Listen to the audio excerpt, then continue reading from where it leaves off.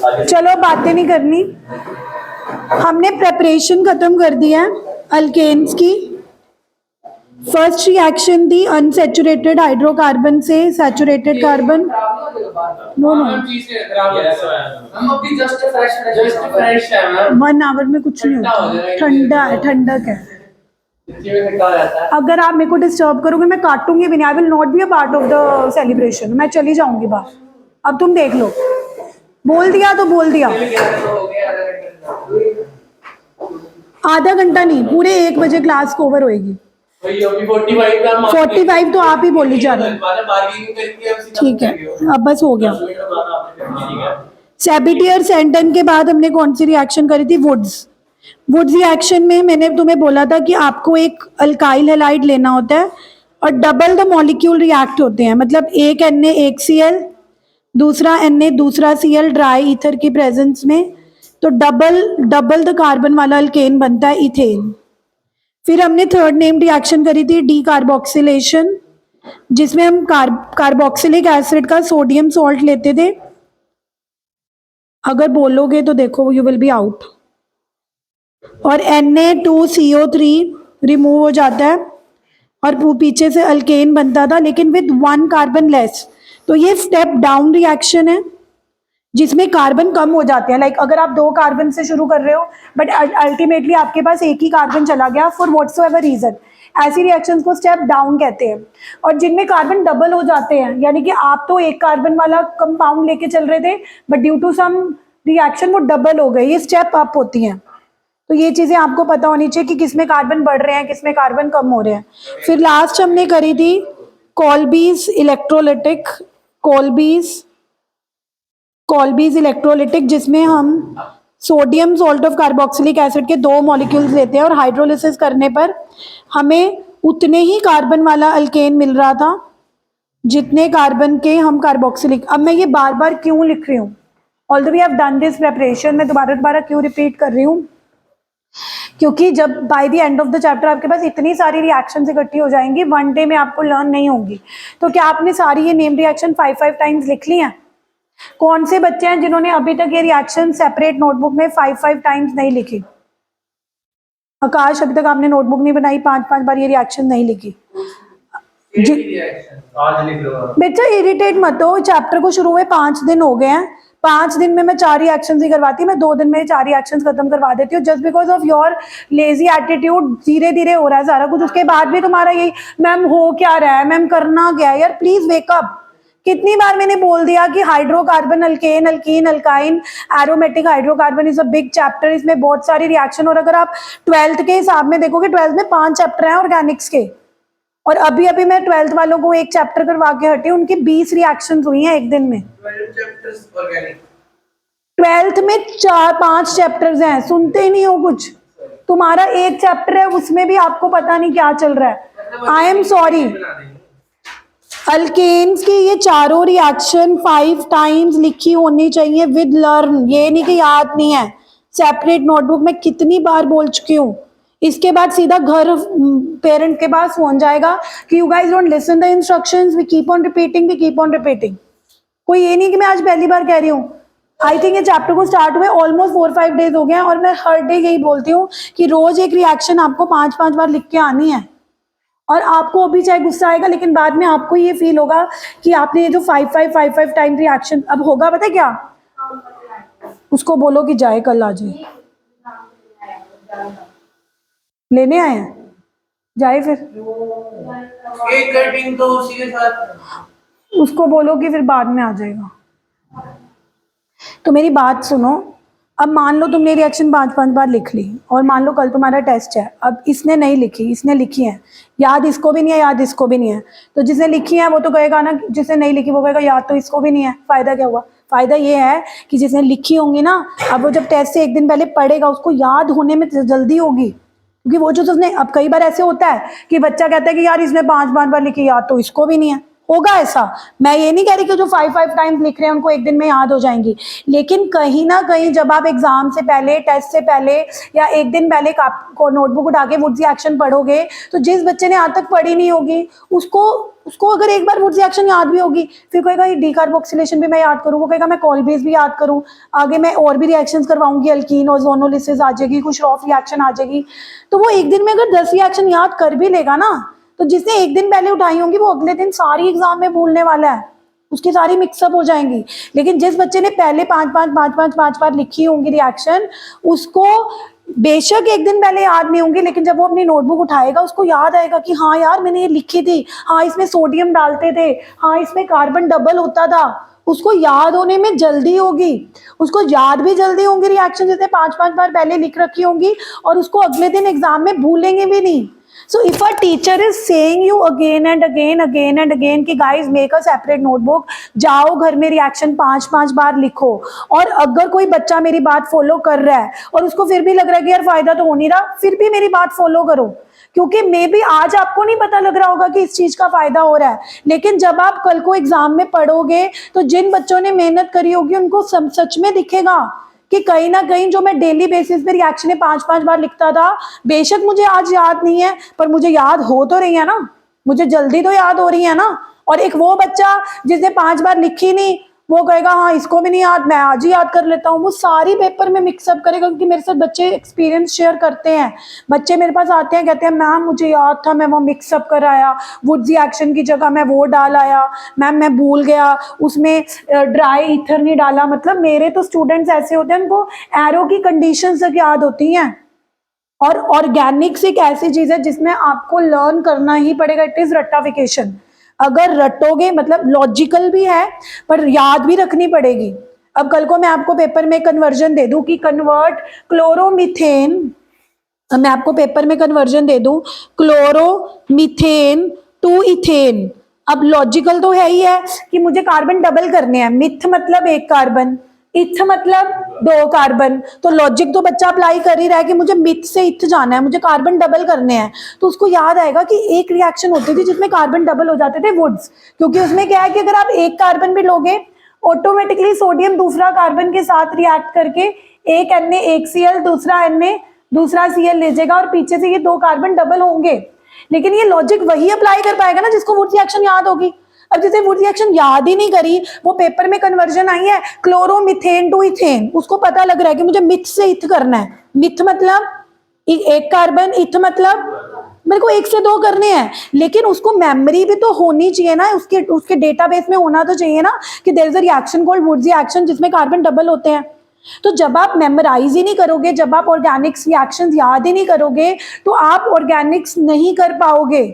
तो Organics is logical but memory के साथ जो याद, इसीलिए मैं बार बार बोल रही हूँ कि अभी भी कुछ नहीं बिगड़ा, अभी अल्केन शुरू हुआ है, अल्कीन पढ़ा है, अल्काइन पढ़ा है, एरोमेटिक हाइड्रोकार्बन पढ़ी है, एंड तक आते आते 25-30 रिएक्शंस हो जाएंगे, अभी तो 4 हुई हैं। तो अभी भी आप रेस में पीछे नहीं हटे हो, अभी भी टाइम है, नोटबुक बनाओ और याद करो। याद नहीं होती है तब अगर लगता है कि मैम लिखने से टाइम वेस्ट होता है, मैं बोल रही हूँ मेरे बोलने की वजह से करके आओ, तभी बेनिफिट होगा। अब आगे चलते हैं। अल्केन्स की प्रेपरेशन के बाद आती हैं physical properties of alkanes. Physical properties of alkanes में से भी कभी कभी क्वेश्चन आ जाते हैं 1 मार्क 2 मार्क के, तो फटाफट फिजिकल प्रॉपर्टीज समझते हैं फिर आगे चलेंगे। सबसे पहले फिजिकल प्रॉपर्टी अल्केन्स की होती है फिजिकल स्टेट, है ना, कि अल्केन्स किस फॉर्म में पाए जाते हैं। उन पे कभी क्वेश्चन नहीं आता, but just for your understanding तुम्हें पता ही है कि मीथेन, इथेन, प्रोपेन, ब्यूटेन ये गैसेज हैं। आपके घर पे सिलेंडर में कौन सी गैस होती है? लिक्विफाइड एलपीजी होती है। LPG is also a mixture of alkanes. ये जो अल्केन्स होती हैं, मिथेन तो जो मार्शी एरियाज होती हैं, जो दलदल वाली जगहें होती हैं, हाँ उसके नीचे ही होती है methane. So we know that the physical state of alkanes is, आप नैतिक के साथ मत बैठो, नहीं डोंट सिट विद हिम, हाँ या इधर बैठ जाओ, आप बातें करते हो दोनों।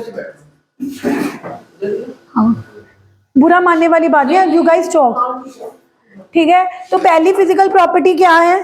धैर्य तूने लिखी है चारों नेम रिएक्शन 5 बार सेपरेट नोटबुक में? वो पहले वाली भी लिखी हुई है, मेरे को कल चेक कल लेके आनी है सबने नोटबुक। तो पहली फिजिकल प्रॉपर्टी है physical state. Physical state you know that methane ethane, propane, so all these are gases, ठीक है, which are found, methane is mostly found in marshy areas. इनके ऊपर कभी क्वेश्चन नहीं आता, बट मेरे को ऐसे लगता है कि एटलीस्ट आप जो कंपाउंड पढ़ रहे हो उनके बारे में आपको कुछ पता होना चाहिए कि दे आर कलरलेस, इनका कोई कलर भी नहीं होता, बट नॉर्मली ये they have a peculiar smell, ठीक है, स्मेल होती है उनकी, बट ये कलरलेस होती है। सेकेंड फिजिकल प्रॉपर्टी जिसमें से क्वेश्चन आ सकता है वो है बॉइलिंग पॉइंट। अब बॉइलिंग पॉइंट में आपको 2 पॉइंट्स अंडरस्टैंड करने होते हैं कि जैसे जैसे अल्केन में कार्बन बढ़ेगा तो उनका बॉइलिंग पॉइंट बढ़ेगा। यानी कि अगर मैं तुमसे पूछूं मीथेन और इथेन में से ज्यादा बॉइलिंग पॉइंट किसका होगा, तो आप बोलोगे इथेन, क्योंकि इथेन में कितने कार्बन है 2 और मीथेन में कितने कार्बन है 1। अगर मैं इथेन और प्रोपेन में कंपैरिजन करूंगी तो प्रोपेन का ज्यादा होगा, क्योंकि प्रोपेन में कितने कार्बन आ गए 3। प्रोपेन से ज्यादा किसका होगा, ब्यूटेन, क्योंकि ब्यूटेन में कितने कार्बन आ गए 4। तो पहला पॉइंट जो बॉइलिंग पॉइंट में आपको अंडरस्टैंड करने वाला है वो ये है कि with the increase in carbon boiling point increases. उसका कारण क्या है कि जैसे जैसे कार्बन बढ़ेगा, भार बढ़ेगा, मॉलिक्यूलर मास बढ़ेगा, और अल्केन्स के जो 2, देखो बॉयल करने का मतलब होता है कि जब आप 2 मॉलिक्यूल्स के बीच के फोर्सेस को ब्रेक करते हो। अब अल्केन्स के अंदर कौन से फोर्सेस होते हैं, वंडरवॉल फोर्सेस। अब जैसे जैसे आप बड़ा अल्केन लेते हो तो भार बढ़ने की वजह से उनके फोर्सेस भी बढ़ने लग जाते हैं। तो अगर 2 मॉलिक्यूल के बीच के फोर्सेस बढ़ेंगे तो उनको तोड़ने के लिए ज्यादा टेम्परेचर देना पड़ेगा। दोनों मॉलिक्यूल, अब फोर्सेस क्यों बढ़ रहे हैं, क्योंकि भार बढ़ रहा है। भार क्यों बढ़ रहा है, कार्बन बढ़ रहे हैं, ठीक है। तो पहला पॉइंट आपको ये याद रखना है कि boiling point increases with increase in carbon, क्योंकि कार्बन बढ़ेगा तो क्या बढ़ेगा, मॉलिक्यूलर मास, और अगर मॉलिक्यूलर मास बढ़ेगा तो क्या बढ़ेंगे, उनके अंदर के वंडरवॉल फोर्सेस, और अगर फोर्सेस ही बढ़ रहे हैं तो आपको टेम्परेचर ज्यादा देना पड़ेगा। Temperature is required more to break the forces, और अगर टेम्परेचर ज्यादा देना पड़ेगा तो दैट मीन्स उनका बॉइलिंग पॉइंट बढ़ गया है। तो यानी कि अगर मैं कंपेयर करूं, इथेन से ज्यादा प्रोपेन का होगा, क्योंकि प्रोपेन में कार्बन बढ़ चुके हैं। प्रोपेन से ज्यादा ब्यूटेन का होगा। तो ये तो आपको समझ आ ही रहा होगा कि ब्यूटेन का ज्यादा क्यों है बॉइलिंग पॉइंट, क्योंकि इसके अंदर कितने कार्बन है, 1 2 3 4। फिर उसके बाद किसका है जिसके अंदर कितने कार्बन है, 3। फिर उसके बाद कितने कार्बन है जिसके अंदर 2 है। ये पॉइंट तो अंडरस्टैंड करने के लिए आसान है। सेकेंड पॉइंट है कि मान लो आपके पास 4 कार्बन वाला अल्केन है, C4H10, 4 कार्बन वाला अल्केन है जिसको आप नॉर्मली ब्यूटेन बोलते हो। अब ब्यूटेन के मैं 2 आइसोमर बना सकती हूँ। आइसोमर क्या होते हैं, सेम फॉर्मूला डिफरेंट स्ट्रक्चर। अब मैंने क्या किया, मैंने 4 कार्बन वाले अल्केन के 2 स्ट्रक्चर बना लिए। इस स्ट्रक्चर में मैंने चारों कार्बन को स्ट्रेट चेन में रखा। इस अल्केन में मैंने चारों कार्बन को स्ट्रेट चेन में रखा, जिसको हम बोलते हैं ब्यूटेन। और दूसरे स्ट्रक्चर में मैंने क्या किया, 3 कार्बन को चेन में रख के 1 कार्बन को मैं साइड चेन पे ले गई, 2 मिथाइल प्रोपेन। अब इन दोनों का नाम भी अलग है, स्ट्रक्चर भी अलग है, बट दोनों का फॉर्मूला सेम है। फॉर्मूला कैसे सेम है, इसके अंदर भी कितने कार्बन है, 1 2 3 4, और हाइड्रोजन कितने हैं, 3 6 9 और 1 10। इसके अंदर भी कितने कार्बन है, 4 कार्बन है, और हाइड्रोजन कितने हैं, 10। मैंने ये टॉपिक कराया भी था कि ऐसे कंपाउंड को आइसोमर्स बोलते हैं। ऐसे कंपाउंड को क्या बोलते हैं, जिनका फॉर्मूला सेम रहता है पर स्ट्रक्चर क्या होते हैं। अब अगर आपको आइसोमेरिक अल्केन्स में पूछ लिया जाए कि इसका बॉइलिंग पॉइंट ज्यादा होगा या इसका बॉइलिंग पॉइंट ज्यादा होगा, अगर तो ऊपर में पूछा जाए, ऊपर में तो पता था कि जिसके अंदर 4 कार्बन है उसका ज्यादा बॉइलिंग पॉइंट होगा एज कंपेयर टू जिसके अंदर 3 है, और 3 का किससे ज्यादा होगा, जिसके अंदर 2 है। अब आइसोमर वालों के तो कार्बन भी बराबर है, इसके अंदर भी 4 कार्बन है, इसके अंदर भी 4 कार्बन है। तो अगर आइसोमेरिक अल्केन्स में कंपैरिजन आ जाए तो ऑलवेज याद रखना कि जिस अल्केन की स्ट्रेट चेन है, स्ट्रेट चेन होने का मतलब है कि उसने ज्यादा सरफेस एरिया गहरा फैला हुआ है। वो जब ब्रांचिंग आ जाती है, जिस आइसोमर के अंदर एक भी ब्रांच आ गई वो इकट्ठा हो गया, वो सिकुड़ गया, इकट्ठे होने से क्या होता है कि उसने कम सरफेस एरिया। और वंडरवॉल फोर्सेस सरफेस एरिया पे भी डिपेंड करते हैं। एक तो वंडरवॉल फोर्सेस इस बात पे डिपेंड कर रहे थे कि जैसे जैसे कार्बन बढ़ रहा था वैसे वैसे वंडरवॉल फोर्सेस बढ़ रहे थे, but van der Waals forces also depend upon the area. तो आप याद रखना कि उस आइसोमर में जिसमें स्ट्रेट चेन है, स्ट्रेट चेन आइसोमर जो होते हैं, स्ट्रेट चेन आइसोमर जो होते हैं, they have more surface area, उन्होंने ज्यादा सरफेस एरिया घेरा होता है, और ज्यादा सरफेस एरिया होने की वजह से उनके अंदर क्या होते हैं, मोर वंडरवॉल फोर्सेस। सो ऑब्वियसली जिनके अंदर ज्यादा वंडरवॉल फोर्सेस होंगे उनको ज्यादा टेम्परेचर देना पड़ेगा बॉयल करने के लिए। अब दूसरे आइसोमर में देखो ब्रांच आ गई, एक ब्रांच आ गई, ब्रांचिंग आने से क्या होता है कि वो थोड़ा सा इकट्ठा हो जाता है, मतलब इकट्ठा हो गया ना, इकट्ठा होने से जगह, वैसे भी तुमने पढ़ा होगा कि sphere has the least surface area, कोई भी चीज गोल होती है उसका सरफेस एरिया क्या होता है, सबसे कम। तो ऐसी ब्रांचिंग में भी तो वही हो रहा है ना, वो इकट्ठा हो रहा है। अब उस वाले आइसोमर में even due to one branching, चाहे एक ब्रांचिंग आ गई, एक ब्रांचिंग आने की वजह से ही सरफेस एरिया क्या हो गया, डिक्रीज। और सरफेस एरिया डिक्रीज होने से कौन से फोर्सेस डिक्रीज होते हैं, वंडरवॉल फोर्सेस, और जिसकी वजह से बॉइलिंग पॉइंट भी क्या हो जाता है, कम। तो अगर ये बात समझ आती है, तो अगर मान लो मेरे पास 5 कार्बन वाला अल्केन है, इसके मैं 3 आइसोमर बनाती हूँ। एक मैं बनाती हूँ जिसमें मैं 5 कार्बन स्ट्रेट चेन में रखती हूँ, एक में मैं 4 कार्बन स्ट्रेट में रखती हूँ, एक ब्रांच में लेके आती हूँ, और एक में मैं 3 को रख के 2 ब्रांचेस बना देती हूँ। मैंने क्या किया, 5 कार्बन वाले अल्केन के 3 अलग अलग स्ट्रक्चर्स बनाए। एक स्ट्रक्चर में मैंने 5 कार्बन को स्ट्रेट चेन में रखा, एक में मैं 4 कार्बन को स्ट्रेट चेन में रख के एक मिथाइल को साइड पे ले आई, यानी कि एक ब्रांचिंग। और एक आइसोमर में मैंने क्या किया, 3 ही कार्बन को चेन में रखकर 2 ब्रांचिंग में ले आई, 2,2 dimethyl propane. So who will tell me कि किसका बॉइलिंग पॉइंट सबसे ज्यादा होगा। ये आते हैं क्वेश्चन कि out of pentane, 2 methyl butane and 2,2 dimethyl propane सबसे ज्यादा बॉइलिंग पॉइंट किसका होगा, पेंटेन का, क्योंकि इस पेंटेन में आपने चारों कार्बन को किसमें रखा है, स्ट्रेट चेन में, मतलब सबसे ज्यादा उसने क्या ऑक्यूपाई करा हुआ है, सरफेस एरिया। और ज्यादा सरफेस एरिया होने की वजह से उनके बीच के फोर्सेस भी क्या होंगे, सबसे ज्यादा। लेकिन जैसे आप एक मिथाइल ले आए, जैसे ही आप एक मिथाइल ले आए, अब देखो ना थोड़ा सा टाइट नहीं हो गया, वो थोड़ा सा पास आ गया। ये लाइंस लिखनी है आपको, आएंगे question, why do alkanes with branching has less boiling point. तो आपने बोलना है कि एक ब्रांचिंग आने से भी सरफेस एरिया क्या हो रहा है, कम। और इसमें तो देखो कितनी ब्रांचिंग आ गई, ये तो बिल्कुल ऑलमोस्ट गोल ही हो गया, ऑलमोस्ट कम सरफेस एरिया। तो ठीक है, तो पहला पॉइंट क्या था कि उस अल्केन का सबसे ज्यादा बॉइलिंग पॉइंट होगा जिसके अंदर ज्यादा कार्बन है। लेकिन अगर कार्बन सेम है, यानी कि वो आइसोमर है, वो क्या है, तो among the isomeric alkanes which alkane is going to have the highest boiling point. याद हो जानी चाहिए चीजें, alkanes with the straight chain has the highest boiling point. And why alkane with the straight chain has the highest boiling point, क्योंकि उसके अंदर सबसे ज्यादा क्या है आकाश, हाँ, जितना ज्यादा वो स्ट्रेट चेन होगा, जितना वो फैला हुआ है, मतलब उसका सरफेस एरिया सबसे ज्यादा है। सरफेस एरिया सबसे ज्यादा होने से कौन से फोर्सेस सबसे ज्यादा होते हैं, वंडरवॉल। उनको तोड़ने के लिए ज्यादा टेम्परेचर देना पड़ेगा ना। तो कनेक्ट करो कि alkane with the straight chain has the highest boiling point, क्योंकि जिसके अंदर स्ट्रेट चेन होगी उसने ज्यादा एरिया घेरा होगा। ज्यादा एरिया होने की वजह से कौन से फोर्सेस हैं जो सबसे ज्यादा होंगे, वंडरवॉल फोर्सेस। उनको तोड़ने के लिए क्या देना पड़ेगा, ज्यादा टेम्परेचर। बट विद ब्रांचिंग, अगर एक भी ब्रांचिंग आ गई, सरफेस एरिया क्या होना शुरू कर देगा, डिक्रीज।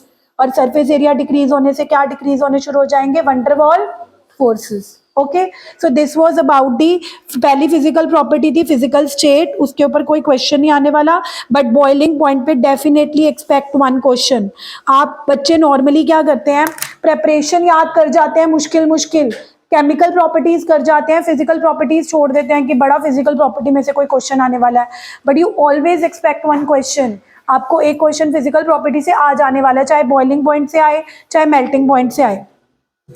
अगर हम मेल्टिंग पॉइंट की बात करें, मेल्टिंग पॉइंट में भी यही फंडा है, प्लीज बातें नहीं, कि जैसे जैसे कार्बन बढ़ेंगे, जैसे जैसे कार्बन बढ़ेंगे वैसे वैसे मेल्टिंग पॉइंट भी मेल्टिंग पॉइंट। लेकिन मेल्टिंग पॉइंट में ना एक चीज ऑब्जर्व करी है कि मान लो आपके पास एक अल्केन है प्रोपेन, उसके बाद कार्बन बढ़ गए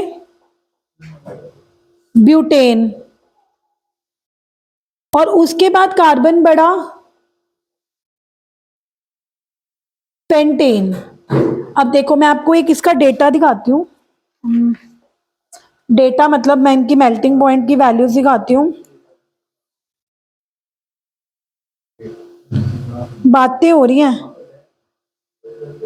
इसका मेल्टिंग पॉइंट है 85.3, याद नहीं करना, सिर्फ एक पॉइंट अंडर बातें हो रही हैं। अब देखो इस एल्केन में कितने कार्बन थे? 3, तो इसका मेल्टिंग पॉइंट था 85.3, जो आपको याद नहीं करना, बस यहां से एक चीज ऑब्जर्व करनी है, जैसे ही कार्बन बढ़े, एक कार्बन बढ़ा तो मेल्टिंग पॉइंट 85 से कितना हो गया? अब फिर एक कार्बन बढ़ा तो अब मेल्टिंग पॉइंट बढ़ गया। और तुमने देखा कि मैम जब हम प्रोपेन से ब्यूटेन जा रहे हैं, एक ही कार्बन बढ़ रहा है, कार्बन बढ़ने से फोर्सेस बढ़ते हैं, फोर्सेस बढ़ने से ज्यादा टेम्परेचर देना पड़ता है, तो मेल्टिंग पॉइंट बढ़ रहा है, बट कितना बढ़ रहा है? नमन 85 से सीधा कितना हो गया? कितना सारा डिफरेंस है ना, कि 85 से सीधा मेल्टिंग पॉइंट शूट अप होके कितना हो गया? तुम्हें लर्न नहीं करना बट ऑब्जर्व तो कर रहे हो। अब तुमने देखा कि मैम ब्यूटेन के बाद जब हम पेंटेन पे गए तब भी तो एक ही कार्बन बढ़ा है, लेकिन अब मेल्टिंग पॉइंट बढ़ा है but only like how much? 134 से सिर्फ कितना हुआ है? 143, मतलब 9 केल्विन के राउंड। अब ऐसा क्यों है? जब हम प्रोपेन से ब्यूटेन जा रहे हैं तब भी एक ही कार्बन बढ़ रहा है, but increase in the melting point is very much. लेकिन जब हम पेंटेन से ब्यूटेन से पेंटेन, तो ये आप ऑब्जर्व ये कर रहे हो कि जब हम alkane odd number of carbon से इवन नंबर ऑफ कार्बन वाले अल्केन पे जाते हैं, ऑड नंबर ऑफ कार्बन वाले से इवन नंबर ऑफ कार्बन पे जाते हैं, तो the increase in melting point is very high, है ना।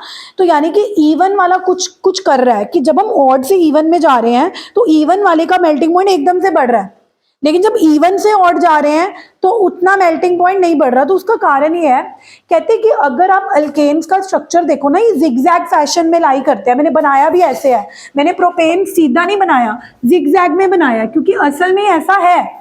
अगर आप अल्केन्स का स्ट्रक्चर देखोगे एक्सरे टेक्निक से या जो भी है, तो दे लाई ना जिगजैग फैशन। अब जिगजैग फैशन में लाए होने से क्या हो रहा है कि अगर आप इवन नंबर वाले अल्केन को देख रहे हो तो इसमें जो टर्मिनल वाले कार्बन है ना, ये ऑपोजिट है। यानी कि अगर पहला कार्बन नीचे से शुरू हो रहा है तो इवन वाले का जो आखिरी वाला कार्बन होगा वो बिल्कुल ऑपोजिट होगा, जिसकी वजह से जब इनकी पैकिंग होती है ना, इनकी जो पैकिंग होती है, जैसे फर्स्ट वाला इधर है तो फोर्थ वाला इधर है, तो जब अगला वाला आएगा तो फोर्थ वाले के सामने खाली जगह होएगी, तो वहां पे 1 वाला फिट हो जाएगा। ऑपोजिट लाई कर अंडरस्टैंड करो कि जब इस अल्केन की पैकिंग होगी, मतलब एक ब्यूटेन की दूसरे ब्यूटेन के साथ पैकिंग होगी, दूसरे ब्यूटेन के साथ तीसरे ब्यूटेन के साथ पैकिंग होगी, इनकी पैकिंग टाइट होगी। टाइट क्यों होगी? क्योंकि इनका जिगजैग फैशन होने की वजह से फर्स्ट कार्बन और फोर्थ कार्बन कहाँ आ रहा है? Opposite side.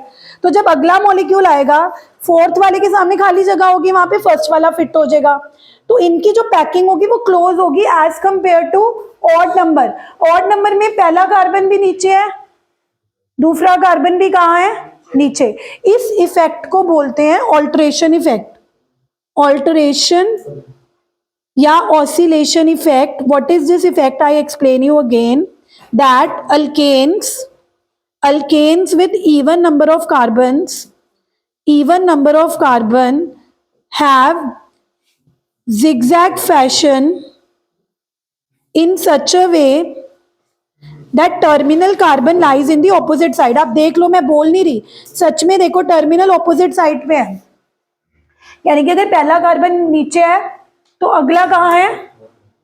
पर ऑड वाले में दोनों सेम साइड पे होंगे। अगर पहला नीचे है तो पांचवा भी नीचे। प्रोपेन में पहला नीचे है तो तीसरा भी कहाँ है? तो उसकी वजह से उनकी पैकिंग में जगह खाली छूटनी शुरू हो जाएगी, खाली खाली स्पेसेस ज्यादा होंगी, पैकिंग क्या होगी? Less tight. लेकिन इनकी पैकिंग क्या होगी? क्लोज। ठीक है, तो मेल्टिंग पॉइंट में बस आपने ये देखना है कि even number of carbon have more melting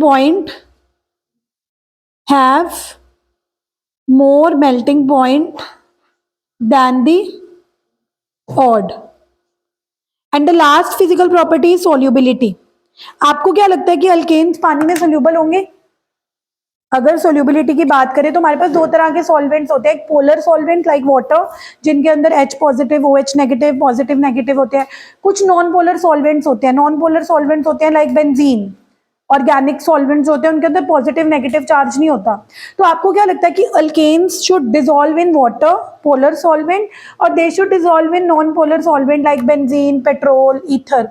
तो सॉल्युबिलिटी का एक रूल होता है लाइक डिसॉल्व लाइक, सॉल्युबिलिटी का रूल होता है लाइक डिसॉल्व लाइक, यानी कि जिनकी नेचर सेम होती है। अब अल्केन्स जो होते हैं नॉन पोलर होते हैं, आपको मैंने कितनी बार बोला है कि अल्केन्स के अंदर कोई पोलैरिटी नहीं है, ना किसी के ऊपर पॉजिटिव चार्ज है ना किसी के ऊपर नेगेटिव चार्ज है। कारण अल्केन में है ही कौन, एक कार्बन और एक कार्बन और हाइड्रोजन की इलेक्ट्रोनेगेटिविटी सेम होती है। मतलब ऐसा नहीं है कि क्लोरीन लगा हुआ है कि क्लोरीन अपनी तरफ इलेक्ट्रॉन खींच लेगा, उसके ऊपर नेगेटिव आ जाएगा, कार्बन के ऊपर कौन सा चार्ज आ जाएगा।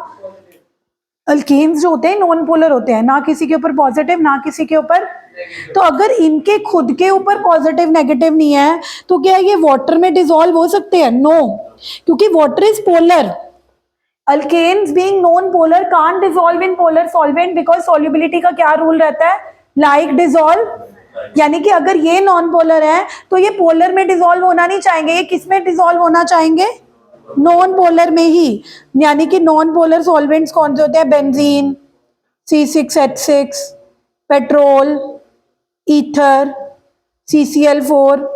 ठीक है, तो अगर आपसे कल को कोई क्वेश्चन आता है why alkanes are not soluble in water, कि अल्केन्स पानी में सोल्यूबल क्यों नहीं है, तो आप बोलोगे कि solubility follows a general rule like dissolve like, कि सोल्यूबिलिटी एक जनरल रूल फॉलो करती है और वो रूल कौन सा है, like dissolve like. It means कि जिनकी नेचर मैच होती है वो उसी में ही डिसॉल्व होते हैं। तो अल्केन्स की नेचर क्या है, अल्केन्स की नेचर क्या है, नॉन पोलर। और हम ऐसा कैसे कह सकते हैं नॉन पोलर है, क्योंकि ना तो मुझे उसके ऊपर पॉजिटिव चार्ज दिख रहा है ना मेरे को उसके ऊपर कौन सा चार्ज दिख रहा है, नेगेटिव। तो सिंपली ये नॉन पोलर है, तो वो पानी में तो कतई डिसॉल्व नहीं होंगे, क्योंकि वाटर तो हाईली क्या होता है, पोलर, क्योंकि वाटर में H के ऊपर कौन से चार्ज होता है, पॉजिटिव, इसके ऊपर कौन सा चार्ज होता है। तो इस रूल को अप्लाई करें तो अल्केन्स किस में डिसॉल्व होने चाहिए, नॉन पोलर सॉल्वेंट्स में से, जो कि बेंजीन पेट्रोल और ईथर है। तो फिजिकल प्रॉपर्टीज में मैं ज्यादा टाइम लगाती नहीं हूँ, क्योंकि फिजिकल प्रॉपर्टीज में से अगर क्वेश्चन वैसे कम आते हैं, बट अगर आते हैं तो 1 या 2 नंबर में बॉइलिंग पॉइंट या सोल्यूबिलिटी पे क्वेश्चन आ जाता है। तो I think they are pretty easy. अगर आप एक बार रीडिंग भी मारोगे, अब घर में जाके फिजिकल प्रॉपर्टीज लिखने की जरूरत नहीं है, नेम्ड रिएक्शंस 5-5 बार लिखो। ये तो जब मैं आपको एक बार नोट्स में लिखवाऊंगी, आप एक दिन पहले भी रीडिंग मारोगे तो आपको याद हो जाएंगी। जो चीजों पे टाइम इन्वेस्ट करना है उन पे करना है, जिन पे नहीं करना, अब जिस बच्चे ने फिजिकल प्रॉपर्टी अल्केन्स की नहीं भी पढ़ी, वो पेपर से एक दिन पहले पढ़ेगा कि अल्केन्स नॉन पोलर हैं, वो पानी में डिसॉल्व नहीं होंगे, उसको याद हो जाएगा। लेकिन यही वो एक दिन पहले रिएक्शंस याद करेगा, रिएक्शंस याद होंगी। तो घर पे जाके हमने रिएक्शनें 5-5 बार लिखनी है। फिजिकल प्रॉपर्टीज जैसी चीजें तो आप एक दिन पहले भी रीड आउट करोगे, हो जाएंगी। अब मैं फिजिकल प्रॉपर्टीज लिखवाने से पहले सिर्फ एक केमिकल प्रॉपर्टी करवाऊंगी, ठीक है, क्योंकि फिजिकल प्रॉपर्टी में ज्यादा हमने कुछ करा ही नहीं, तो बस एक केमिकल प्रॉपर्टी करके फिर लिखेंगे ताकि ऐसे ओवरफ्लो भी ना हो। तो केमिकल प्रॉपर्टीज में से मैं एक ही केमिकल प्रॉपर्टी करवाऊंगी, ठीक है। अब सबसे पहली बात तो अल्केन्स की केमिकल प्रॉपर्टी ज्यादा है ही नहीं, क्योंकि अल्केन होते ही रिएक्टिव नहीं है। अल्केन्स की केमिकल प्रॉपर्टीज तो ज्यादा होनी ही नहीं चाहिए, क्योंकि जब हमने अल्केन्स शुरू करा था तो मैंने शुरुआत में ही बोला था कि अल्केन्स सिंगली बॉन्डेड है, पहले ही सिंगल बॉन्ड है, उनको क्यों रिएक्ट करना। अब डबल बॉन्ड वाला तो चाहेगा कि कोई मेरे ऊपर अटैक हो, मैं डबल से सिंगल हो जाऊं। अल्कीन्स तो रिएक्टिव होंगे, अल्काइंस भी रिएक्टिव होंगे, क्योंकि उनके अंदर ट्रिपल बॉन्ड होता है। तो जब मैंने अल्केन्स तुम्हें शुरू कराया था तो मैंने शुरुआत में ही तुम्हें बोला था कि अल्केन्स आर पैराफिन्स। पैरा मतलब लिटिल, एफिन्स मतलब एफिनिटी, कि जो अल्केन्स होते हैं ना उनकी ज्यादा एफिनिटी होती नहीं है, उनकी ज्यादा रिएक्टिविटी होती नहीं है टुवर्ड्स एसिड्स, टुवर्ड्स बेसिस और टुवर्ड्स एनी अटैकिंग रिएजेंट। तो सबसे इसका बेनिफिट हमें ये हो गया कि इसकी केमिकल प्रॉपर्टी ज्यादा होने ही नहीं वाली हैं, क्योंकि ये इतना रिएक्टिव है ही नहीं। तो इनकी केमिकल प्रॉपर्टीज जो है वो कर लेते हैं। पहली केमिकल प्रॉपर्टी जो अल्केन्स शो करते हैं दैट इज सब्स्टिट्यूशन। अब सब्स्टिट्यूशन का क्या मतलब है कि अगर मान लो आप कोई अल्केन ले रहे हो, अब अल्केन में आप कोई चीज ऐड नहीं कर सकते, क्योंकि अगर आप ऐड करोगे तो कार्बन ने ऑलरेडी कितने बॉन्ड बना रखे हैं। अब अगर आपने एक चीज ऐड कर दी तो कार्बन के बॉन्ड कितने हो जाएंगे, 5, विच इज नॉट, वो तो पॉसिबल नहीं है ना। अब मेरे अगर क्लास की कैपेसिटी 20 बच्चों की हो, अब अगर 21 स्टूडेंट गए मैं ऐड हो जाऊं, मैं कहूँ कि मैं तो 20 से ज्यादा लेती नहीं, तो मैं क्या करूंगी, एक नालायक बच्चे को बोलूंगी कि तू बाहर चला जा, उसकी जगह आ जा, तो इसको बोलेंगे सब्स्टिट्यूशन। इसको क्या बोलेंगे? एडिशन। मैं एडिशन करती हूँ कि चलो आ रहा है, आ जाओ आ जाओ। हाँ, सब्स्टिट्यूशन में क्या होता है कि आने वाला एटम हाइड्रोजन को सब्स्टिट्यूट करता है। मतलब अगर अल्केन्स में हैलोजन आ रहा है, अगर अल्केन्स में हैलोजन आ रहा है तो वो एक हाइड्रोजन की जगह पे आ रहा है, वो ऐड नहीं हो रहा। अंडरस्टैंड करो, alkanes never show addition reaction. Alkanes कभी भी एडिशन रिएक्शन शो नहीं कर सकते, क्योंकि अल्केन सिंगली बॉन्डेड होते हैं। डबल तो है नहीं कि कोई ऐड हो जाएगा, ऐड कर लेंगे और अपने डबल बॉन्ड को क्या कर लेंगे, सिंगल, ताकि उसके 5 बॉन्ड होने से बच जाएं। इन्होंने तो बेचारे ने पहले कितने बॉन्ड बना रखे हैं, 1 2 3 4 सिंगल बॉन्ड बना रखे हैं। अगर तुमने 5वां बॉन्ड ऐड कर दिया तो कार्बन के बॉन्ड कितने हो जाएंगे, 5, which is not possible. So the only reaction, अगर कोई रिएक्शन अल्केन्स शो कर सकते हैं तो that is not addition. Harman, वो क्या रिएक्शन शो कर सकते हैं? यानी कि अगर कोई बच्चा आए और मैंने ऐड ना करना हो तो मैं क्या कर दूंगी, तेरे को क्या कर दूंगी, हाँ, कि हरमन बाहर जाएगा, उसकी जगह नया। अब अगर वो नया बच्चा हरमन से भी ज्यादा शरारती हुआ तो फिर दोबारा रीसब्स्टिट्यूशन भी हो सकती है।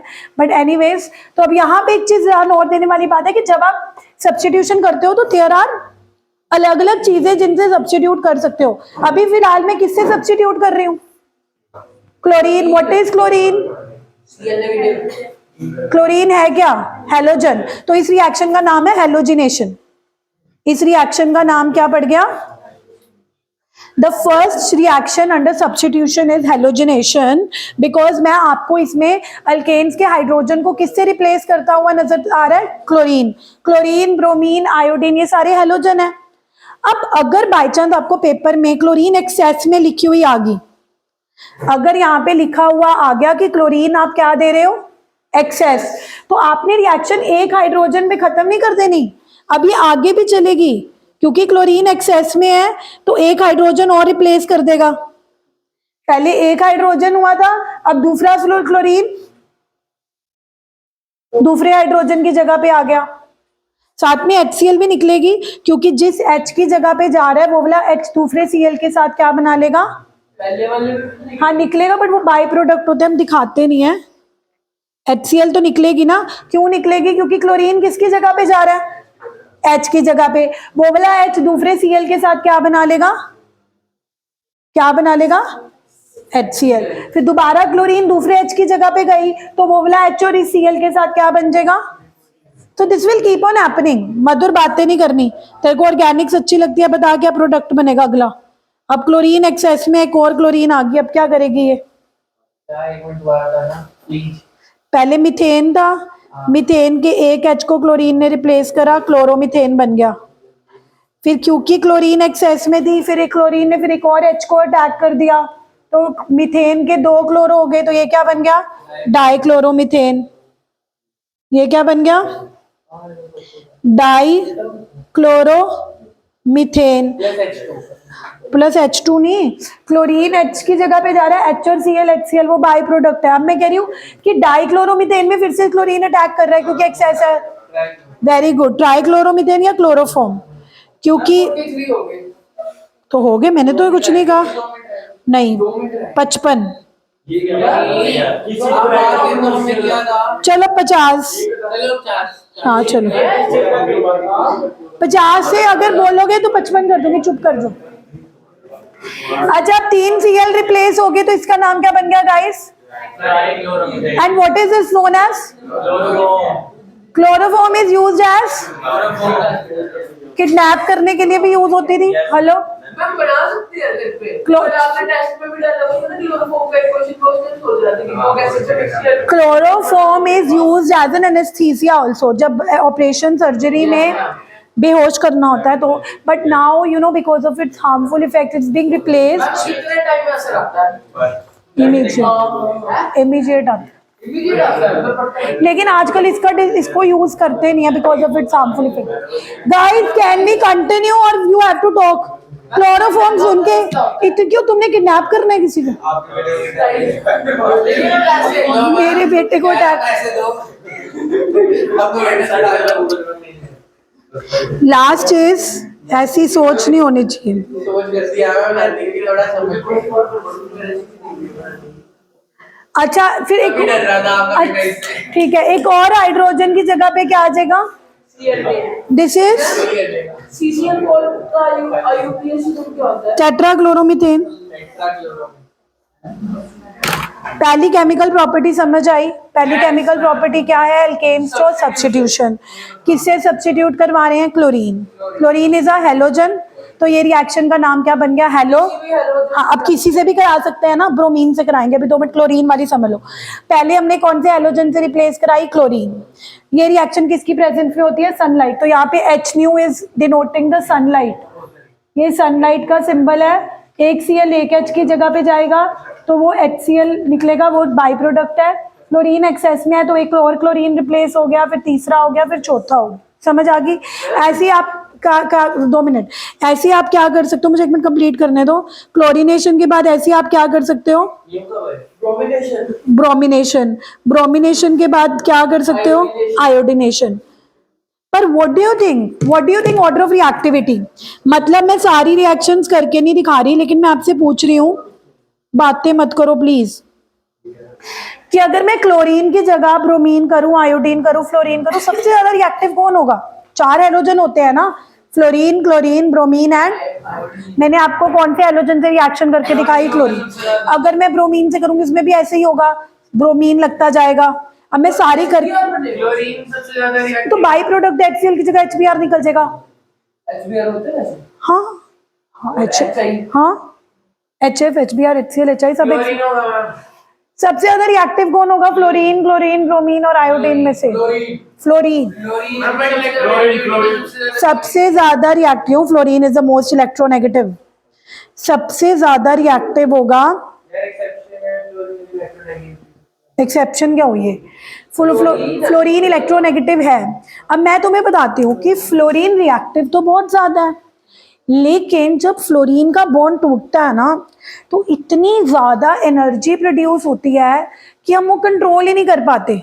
मतलब अगर मुझे मीथेन की फ्लोरिनेशन करनी है, अगर आप कह रहे हो कि मैम CH4 में F2 डाल देंगे, मुझे फ्लोरोमीथेन बनाना है, मतलब अगर मुझे ये बनाना है CH3F, तो आप बोलोगे ठीक है मैम, मीथेन लेते हैं, फ्लोरीन डालते हैं, तो फ्लोरीन H की जगह substitute. No, this reaction is not controllable, इसको हम कंट्रोल ही नहीं कर सकते। अगर वो मतलब इतना रिएक्टिव है तो टूटेगा ही नहीं फिर। नहीं, इतनी जल्दी टूटता है, इतना रिएक्टिव है कि टूटने पर इतनी ज्यादा एनर्जी रिलीज होती है, इतनी एक्सोथर्मिक है, बातें नहीं प्लीज, लास्ट होता है it's kind of a blast. तो अब क्या करें? अगर मुझे चाहिए ही फ्लोरो, मुझे चाहिए ही फ्लोरो, तो guys we have an alternative. अब ध्यान से देखो, वो कहते हैं आप क्या करो, क्लोरो तो बन जाता है ना, क्लोरोमीथेन तो बन जाता है क्लोरीनेशन करके। सारे ध्यान से देखो, बातें नहीं, आप क्लोरो बना लो, इसके अंदर एक AgF का सोल्ट ना, एक ना AgF का सोल्ट होता है, ये सोल्ट क्या करता है? ये अपना हेलोजन एक्सचेंज कर लेता है। अगर आपका मोटिव बनाना ही फ्लोरोमीथेन है तो आप डायरेक्ट फ्लोरिनेशन तो कर नहीं सकते। Direct fluorination is so exothermic reaction that we can't control it. तो उन्होंने ऑल्टरनेटिव क्या ढूंढा कि आप एक काम करो, क्लोरो वाला बना लो या ब्रोमो वाला भी बना लो, जो भी आपको इजीली बन जाता है, उसके अंदर आप फ्लोरीन का सोल्ट डालो। कौन कौन से सोल्ट डाल सकते हैं? AgF, 2-3 सोल्ट डाल सकते हैं जो अपना फ्लोरीन देते हैं। बातें हो रही हैं? इस रिएक्शन का नाम है स्वार्ट्ज रिएक्शन। स्वार्ट्ज एक नाम का साइंटिस्ट था, उसने इस रिएक्शन को अपने नाम के पीछे, तो कितनी नेम्ड रिएक्शन हो गई? एक भी नाम है। पहले हमने कौन सी करी थी? सैबिटियर-सैंडन, फिर हमने करी वोट्स, थर्ड करी टी कार्बोक्सिलेशन, चौथी करी थी कॉल्बी, fifth is what is a Swarts reaction? What is Swarts reaction? धैर्य कि जब भी मुझे फ्लोरोअल्केन बनाने हैं, क्लोरो बना के उनको किसी भी एक सॉल्ट से रिएक्ट करवा दो। फ्लोरीन के कौन कौन से सॉल्ट हैं जो अपना F दे सकते हैं? AgF या इसमें 2 है तो 2 मॉलिक्यूल रिएक्ट करने पड़ेंगे, इसमें 3 है तो 3, तो बेटर है कि आप AgF के साथ ही रिएक्ट करवाओ। It's a halogen exchange. ये क्या कर रहा है? अपना हेलोजन क्या कर रहा है? फ्लोरीन दे रहा है क्लोरीन इस रिएक्शन का फायदा क्या है कि अगर मेरा मकसद फ्लोरोअल्केन बनाना है जो मैं डायरेक्ट फ्लोरिनेशन से नहीं बना पा रही, वो मेरा बन जाएगा। ऐसे ही आयोडीन सबसे स्लो है, टाइम हो गया। बस खत्म करा रही हूँ। अब आयोडीनेशन में क्या प्रॉब्लम आती है कि अगर आप आयोडीनेशन करते हो, आयोडीन रिप्लेस तो कर देता है, साथ में HI बनाता है। HI is a reducing agent, बातें नहीं, ये रिएक्शन को ना बैकवर्ड ही ले जाएगा। मतलब आयोडो अल्केन बन जाएंगे बट उतने नहीं बनेंगे, क्योंकि जो साथ में जैसे HCl बन रहा था, HBr बन रहा था, इसमें जो बाई प्रोडक्ट है वो क्या बन रहा है? HI की नेचर क्या होती है? मतलब ये अपना H देकर वापस से CH4 बना लेता है। तो आयोडो अल्केन भी डायरेक्ट आयोडीनेशन से, नहीं बनता। तो अब इसमें हम क्या करते हैं, जैसे डायरेक्ट फ्लोरिनेशन नहीं करते थे, अच्छा ही कर देते। HI ऐड नहीं करेंगे, HI निकलता है ना, वो रिएक्शन को बैकवर्ड ले जाता है। तो direct iodination is not suitable because HI जो बन रहा है, being reducing agent, takes the reaction backward, takes the reaction.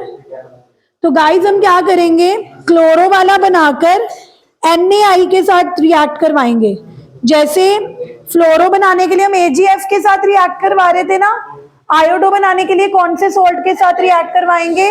NaI, आई दे देगा। इस रिएक्शन का नाम है फिंकलस्टीन। अब याद रखना, फिंकलस्टीन F से शुरू होती है, बट ये F वाली रिएक्शन नहीं है। F वाली रिएक्शन कौन सी है? स्वार्ट्ज। और I वाली रिएक्शन का नाम क्या है? फिंकलस्टीन। तो स्वार्ट्ज एंड फिंकलस्टीन दोनों हैलोजन एक्सचेंज रिएक्शन है। स्वार्ट्ज में कौन सा हैलोजन एक्सचेंज हो रहा था? स्वार्ट्ज में कौन सा हैलोजन एक्सचेंज हो रहा था? Fluorine with chlorine. ठीक है, इसका पर्पस क्या था? कौन से अल्केन बनाना? फ्लोरो। वाई फ्लोरो? क्योंकि फ्लोरो डायरेक्ट फ्लोरिनेशन से नहीं बन सकते। ऐसे ही डायरेक्ट आयोडीनेशन भी सूटेबल, तो आयोडो बनाने के लिए हमने क्लोरो को कौन से सॉल्ट के साथ ट्रीट करा, और इस रिएक्शन का नाम क्या है? फिंकल। तो आज हमने कोई ज्यादा काम नहीं करा, सिर्फ 4 फिजिकल प्रॉपर्टीज पढ़ी हैं और एक केमिकल प्रॉपर्टी पढ़ी है, और उस केमिकल प्रॉपर्टी में 2 नेम्ड रिएक्शंस करी हैं। फिजिकल प्रॉपर्टीज कौन कौन सी करी हैं? Boiling point, melting point, solubility. First physical state तो कुछ इतनी इंपॉर्टेंट नहीं थी। केमिकल प्रॉपर्टी में कौन सी केमिकल प्रॉपर्टी शो करते हैं अल्केन? एडिशन, सब्स्टिट्यूशन किससे करी? हैलोजन। कौन कौन से हैलोजन होते हैं? फ्लोरीन, क्लोरीन, ब्रोमीन एंड सबसे ज्यादा रिएक्टिव, फॉलोड बाय, फिर then bromine and then direct fluorination not possible, तो उसके लिए हमने कौन सी रिएक्शन पढ़ी? स्वाड, AgF वाली। डायरेक्ट आयोडीनेशन भी सूटेबल नहीं है, उसके लिए कौन सी? ठीक है, तो आज वाले जो नोट्स हैं वो मैं भेजूंगी, घर से लिख के आना। Physical properties लिखवाने